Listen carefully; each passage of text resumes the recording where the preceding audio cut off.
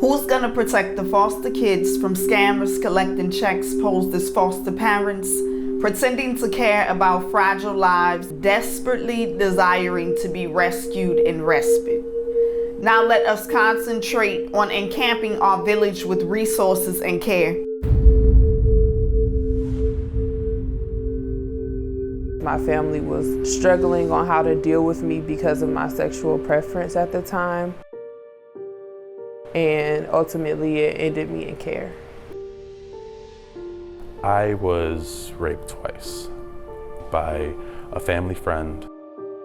My mother had committed suicide, and my father was a very abusive man growing up. Eventually, my grandmother got custody of us.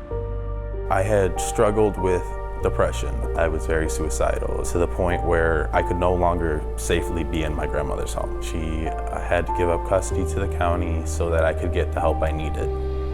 Both my parents were abusing drugs, so I left and I went to live with my grandmother.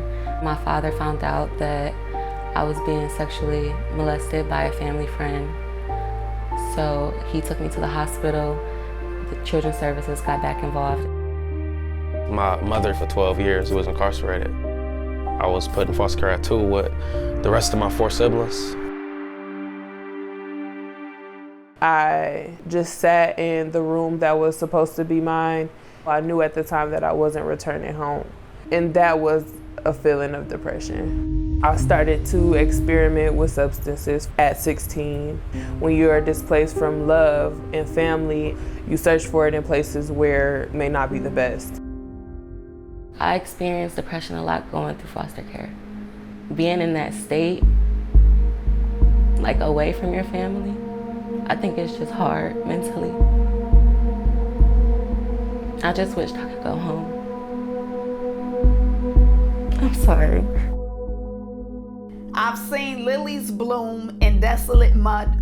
What a painful process it is to break through concrete when life seems like a never-ending series of unfortunate events.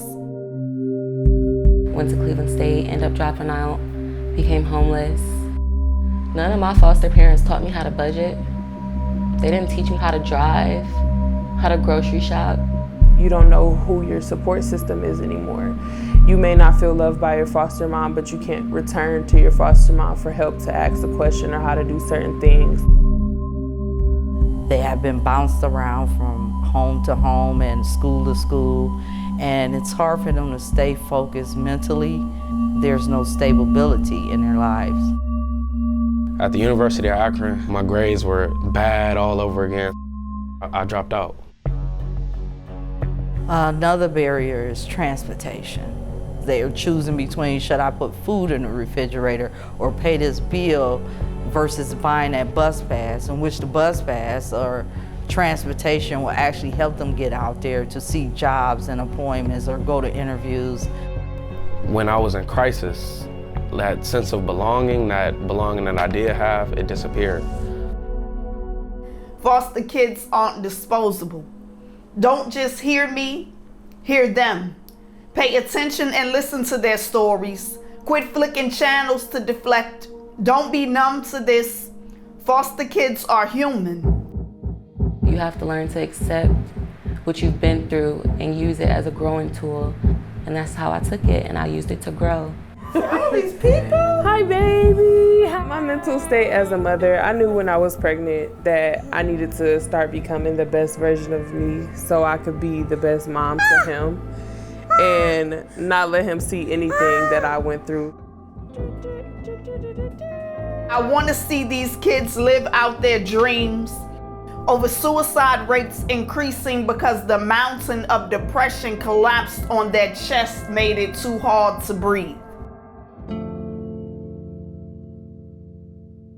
Taking care of your mental health, you gotta talk to somebody. So you gotta have an outlet, and really a positive outlet. Talk to a therapist, talk to a friend, talk to somebody, because depression is real, anxiety is real, and suicide is real. Please reach out, because you never know if that person could be gone the next day. To all the foster kids, I want you to know that you are children of grace. Although light can be scary, don't allow darkness to overtake you. Don't be afraid to live your life courageously in the right environment. You can become whomever you are meant to be in this world. I don't proclaim to be Little Miss Know-It-All, but this is something I know for sure.